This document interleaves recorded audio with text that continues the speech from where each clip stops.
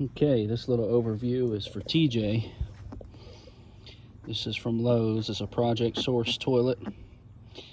It's a elongated, it's chair height, 1.28 flush, and it's made with Fluid Master parts.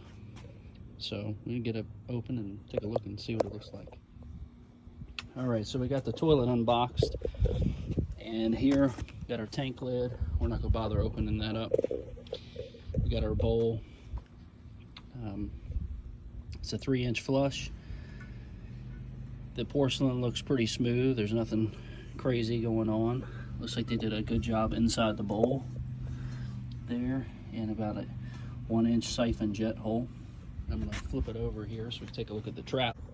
All right, so underneath, looking inside the trapway, it's fully glazed in there. I can see with my flashlight that it is. And looks like they did a pretty good job on the bottom. I do see a little spot down here, but I think that's where they were holding it on the mold. But overall, I think that looks pretty good. I don't think there's gonna be any issues there.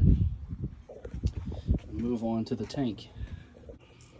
All right, so inside the tank, we've got a 400A fill valve, which we all know and love. And then we've got the 3-inch Fluid Master flapper and flush valve assembly. This already comes pre-assembled with the bolts in the bottom. So just like the Gerber style, we had the little plastic nuts that ended up securing it to the actual bowl. But it's kind of nice that it's pre-assembled, ready to go. Something that a lot of other places don't do. So I'd probably still check those, make sure they're tight. But you got your 3-inch washer that'll go on there, of course. And it already comes pre-assembled for your supply line connector, but we'd be throwing that away. And we also get wax ring with a horn, and we get our bolts, of course. Those look a little short, they don't look very good. And I'd say my only complaint about this is the seat is really chintzy. So I went over and I checked the tank nuts. Those are nice and tight. The fill valve is tight.